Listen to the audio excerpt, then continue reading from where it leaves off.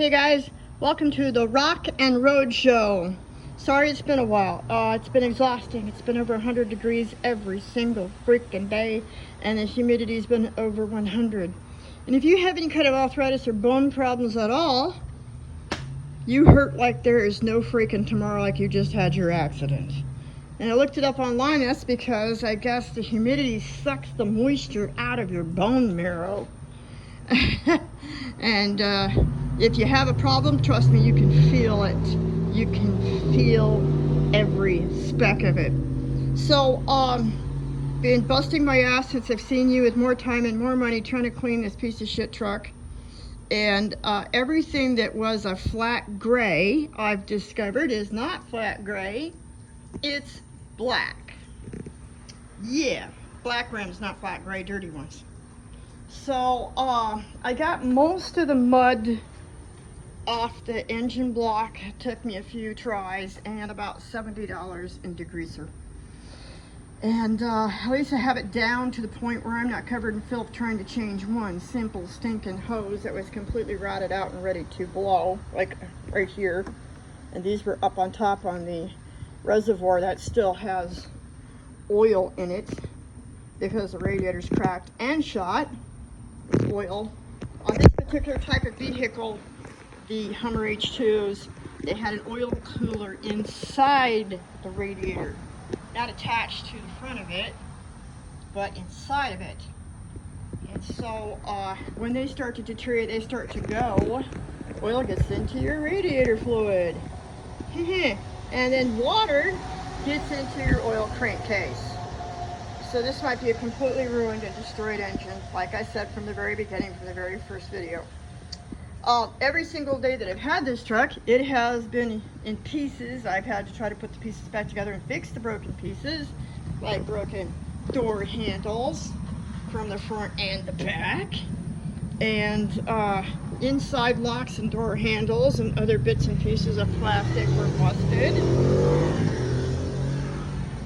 So I had to try to fix all those, and springs and things, and different implements didn't work either, and try to fix those, and try to move forward and clean up the filthy, disgusting mess so I could get the engine block to the point where you can put your hands in there and or see if something has sprung a leak.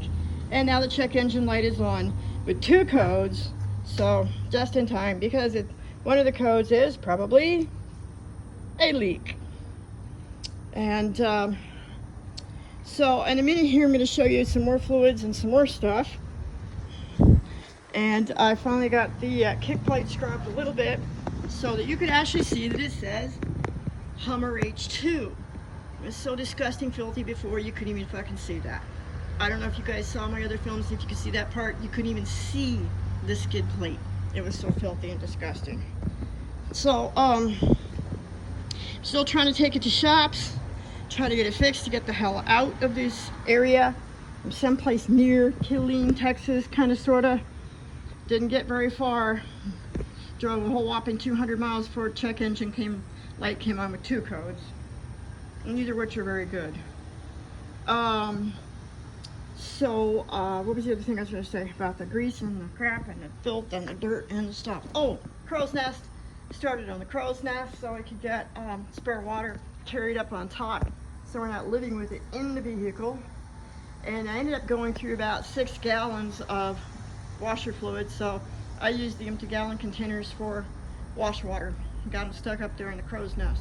I didn't get to finish the crow's nest because it was 200 degrees. I was about to pass out and I was on the phone with my insurance company. That decided to screw up my entire insurance policy while I was gone. Yeah, so no gym for me, no showers, no bathroom, a happy little urinary tract infection now, and plus feeling like shit and draining every day, draining about 40 gallons of water and taking in 2 just wasn't good enough. But what happened was the windshield wiper fluid bottle has hoses that are completely rotted and deteriorated, completely. They're just shit, like everything else in the entire vehicle was. And so I don't have any tools because these pieces of shit named Turner from Fort Hood told me that the vehicles were fantastic, awesome, ready to go, and it'll make it to Colorado no problem 1,000 miles away. Yeah, another one of their great, fantastic lies. So there's the water. It's kind of sitting down in the corner. I didn't get the whole bedding up and attached with zip ties. And there's one on its side. It's inside the actual crow's nest. And then this one here actually slipped inside a little corner. And I'm like, you know what? Cool. That's fantastic. We can keep water in the corner. That's not a problem. And then I've got some super zips. They remind me of when we were younger. There used to be these great bread ties made out of metal, and they were covered in like plastic, and they would bend really easy. And so I got a bunch of those. Everybody seems to kind of sort of carry them, like the hardware departments and Walmarts. So I got some of those because that crow's nest right there on the side is going to flip up. That net's going to flip up, so I can reach in and out and get things in and out. But it's not configured right. I did it from the top side, and it looks great from on top. And I got my insulation up there to cover the dog. Well, part of it blew off down the highway, and it flew off, but it's just enough to cover the dog for sunlight. And today, when it burst in rain in Texas, yeah, it rained quite promptly down inside the truck. Yeah. All right. So that explains a few other things, why I found rust down inside the center console. But I had taken the center console apart about a day or two ago, and I already started prepping it. And there's this really incredibly good stuff. It's called a rubber seal coating. And you can find different types of rubber seal coating, different prices at different types of stores, Walmarts and hardware stores and stuff. This is the particular one I used. It does not have to say truck bed. Truck bed's not always the best because they're not very smooth. They're kind of rough and they'll catch the dirt. So I kind of don't like that type, but that's what was available and it was cheap. So I took it. So with my vehicles, what I've always done with every single one I've ever had since I had a Beamer is I seal down inside the door cracks like I showed you with my other truck in Colorado that's for sale. I seal those puppies up. So with this one, it was such a piece of shit that every single door was loose and didn't open and didn't shut right. And it was incredibly loud. It sounded like a coffin lid. So I used a spray on them, an anti-rust spray for several days. Yeah, every single one of them, day after day after day after day, like I was on meth or something. I just kept doing it over and over and over. They were so bad. And sometimes I hosed them out at the car wash. And then I also put degreaser in there, and I also put a lube in there, and it still had problems. And I had to buy tools to tighten the bolts because some clowny assholes were, I don't know if you can see this, climbing on the truck and standing on it like a jungle gym. So they busted most of the door frames inside, and I had to repair those also. And they even tore off some of the rubber trim that went on the windows and the doors, and I had to get some special spray. I got Gorilla spray, interior spray for that. And actually, I was surprised. It worked really good because these guys had, I don't know if you can see this in this dark. They had did such a number on this truck with all the trims. They were completely ripped up and hanging out the doors. That's almost all together. It doesn't look too bad. But they were ripped and hanging. I got another door problem. Jesus. Yeah, it's had some kind of strange door issues since I've had it. And I'm going to have to take the doors apart because I don't know what the hell it is. And I've cleaned them thoroughly also. And yeah, and the gray gas cap thing, I don't know if you remember that. Not gray anymore, it's black. With a walking gas cap, no more hands are gonna get down in there and make a mess. Because some asshole at a store in the area, probably the people I bought it from, paid their note off, had opened the back tire and let it loose completely, so it swung out into traffic. A really nice guy at a pickup truck stalked me, so I was able to get that closed back up, but it can't accidentally be opened. There's no way. So, crow's nest and getting the lights cleaned, they were oxidized. The whole entire paint job was oxidized. And Dipwad I bought it from was so stupid. He did not know. Well, he's pretty stupid. I gotta tell you, he's pretty stupid. He can't change his fluids, or either that or he sabotaged the fluids. This is fiberglass here, so fiberglass has to be done different than metal. And I found out by accident because I saw some peeling on one of my tops here. It has a vinyl coat, so that it's a metal truck with vinyl coat, and I did not want vinyl. It's very hard to take care of. I don't like them. If you get a scratch, you get a chip, you get anything in your paint job, I think they're hard to buff out and they're gonna look like crap. It looks pretty, really cute for like a little while, and then it's been just like this one is starting to look like junk because he drove it through some really big stuff and scratched the inside of open doors. I don't know how you can mess up the inside of an open door, but he did. Because I'm finding out that these doors were replaced. These were brand new doors, brand new trim, brand new doors. I think I talked about this on another video. Brand new carpet in the interior, brand spanking new, and I pulled part of it up to take a look up underneath to see what was going on. Oh, that reminds me of the box. Okay, so today in Texas they decided to do a month worth of rain in about 20 minutes. I'm not making this up, this is really true. And nobody knew it was gonna rain. In the Walmart where I was, nobody believed it was raining. Nobody could tell. But I come from Colorado where it rains all the time, and it hits that Walmart roof. It's made out of metal, you can hear it. Alright, so I had already taken this console box apart in pieces and rubber seal coated it. And because I like the fraction of cracks sealed to keep the dirt out. And I thank God that I just barely got this done. I did the top and the bottom because it kept the moisture out of there today when it rained right above it through the crow's nest. It kept it dry. And when I took it apart, there was rust down in there. What I thought they were doing was using it as a beer cooler, which they could have been. But it's rusty down up underneath, like water and ice has sat in there for a really long time. So,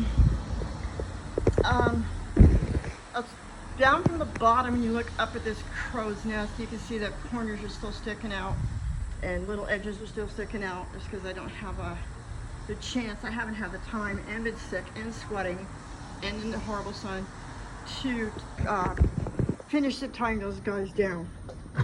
Okay, so hopefully my ladder is going to hold me up, and I'm going to show you this next bit here. I'm going to show you that this is the brake container here for the fluid, and I'm going to use a chicken baster because the inside of this was black, and I showed you guys before on another video, but I didn't show you. Oh, and by the way, this is after I've already cleaned the snot out of it last night. It's still black. This is actually supposed to be a clear, perfectly beautiful fluid. Black. You're not misseeing this in this light. That is what it looks like. And it stinks. And it's no wonder he had no brakes. I also used a lot of rust spray on the brakes so I could have braking. It made a big difference to get me by, because I had no brakes. It was flattened to the ground. But oh, it was good enough to go 10,000 feet up, 800 to 1,000 miles to Colorado with no brakes, brake on the floor. Black and filled with some kind of weird sludge down in there. And I tried to ungum it and goo it today from just here, but it needs a whole flushing. And I'm not sure what I'm going to do about that right this second. And the fluid in the power steering looks the exact same way, and it's leaking really bad. I did not find a mechanic yet. I found a bunch of people said, oh yeah, oh yeah. As soon as he found out I had the parts, boy did they fucking run. I kid you not, as soon as I got the parts, they took off. And they didn't want to do anything for cash. That's no wonder people have so many fucking problems. Alright, so I'm reaching down in here to get the power steering. And when you look on this stick, you know, you can't really tell. It's a fluid on a black stick. Oh, that's fucking brilliant. Who came up with that idea? That's stupid. But if you kind of look at it, it looks kind of brown and looky and ooky and looks like dirt and goo. Just because that's what's down in there. It looks like mud. I took a little bit out to kind of keep it running. That was before the check engine light came on, to try to keep driving it. Let's see if I can show you a test sample here, because it's exactly the same as the reservoir for the radiator and the brake fluid. Do you see that shit? If that's not black like oil, if that's not filthy sludge, I don't know what is.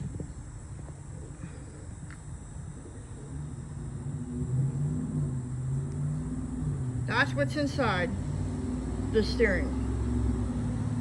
I kid you not. I wish we could see it. I wish you could see this.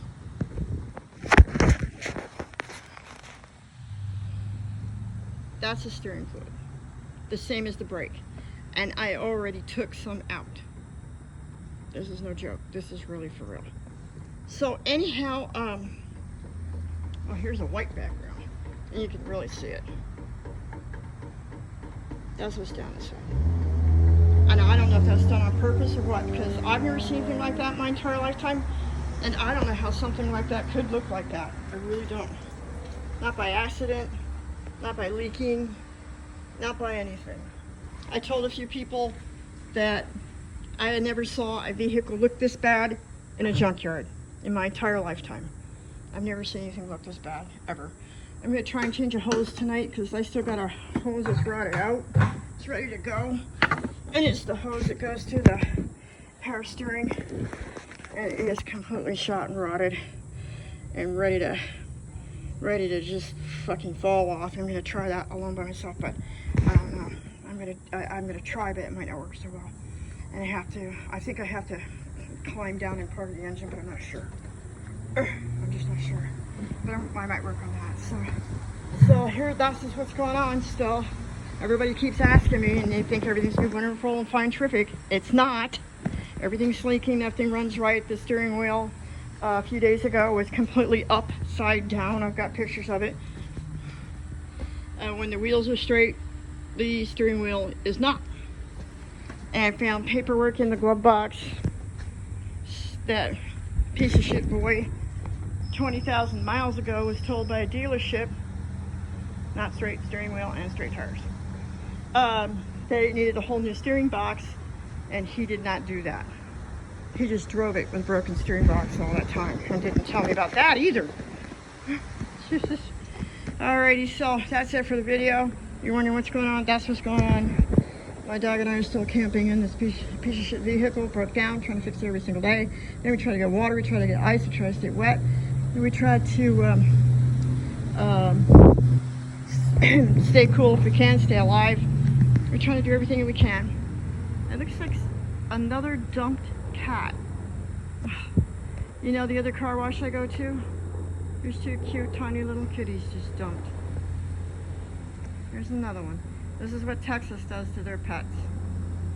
They dump them at the car washes. Hey, buddy.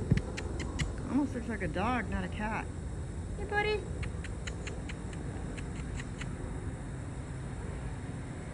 You look like a doggy. You don't look like a kitty. Oh, there's another one. It's the cat hangout. Hey, guys. I won't hurt you. It'll be alright. Jesus. That's what they do with their pets here. They dump them at the car washes. I guess they figure there's water there, they can survive. Oh my God, people are fucking assholes. Alright, so I called Red Cross on Pulse today. Nothing. Called some type of veterans group. Nothing. Same as always. And So we're still trying to survive. Here's some pigeons. The pigeons are living in the car wash. It's a great idea, except when it's hot and sunny. It's probably 5,000 degrees up there. Okay, so it's getting real late at night. I'm already exhausted, tired, not sure where we're gonna end up going. Again, as usual, and how long we're gonna be there for before we're disturbed and woke up. And I gotta try to take the truck for estimates at shops tomorrow because it's barely drivable.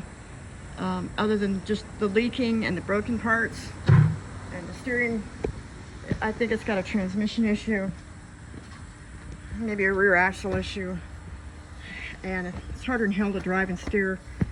And I'm working on the brakes and the steering, but this is just minor stuff, and it's all I can do is just some liquid, and it's bigger stuff. It's really big because it looks like oil is coming right out of the front of the engine block, and I've been trying to clean it so we can actually see the seepage, but you might have seen some of the other film and seen how the engine looked. And that's about it. So this will keep you abreast. No, we're not having a holiday. We're not having fun. I did not get to go to a barbecue. I didn't go to the bar. We didn't get to go to a buffet. We didn't go to a movie.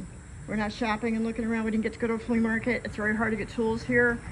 All of the pawn shops here have like maybe 2 tools. Yeah, I don't know why people in Texas have no tools, but after the condition I've seen of this truck, I think I have it figured out. Texas don't work on their vehicles. I don't know who does, but I guess they don't. And padded up my satin sheets just a little bit more. I got a $3 pillow from Walmart and put it on the back seat so it's up underneath the satin sheets, so it's a little more comfortable because my back has been killing me because of the humidity, I guess. And it's been really hard to sleep, get sleep, and stay asleep, especially with all the disturbances and the pain. Okay, so that's it for right now. And this should answer any of your questions and your thoughts that you had about what is going on. I got a list of attorneys to call. I'm still gonna get a hold of Fort Hood and a state senator. That's what they did to me. It's called a switch and bait.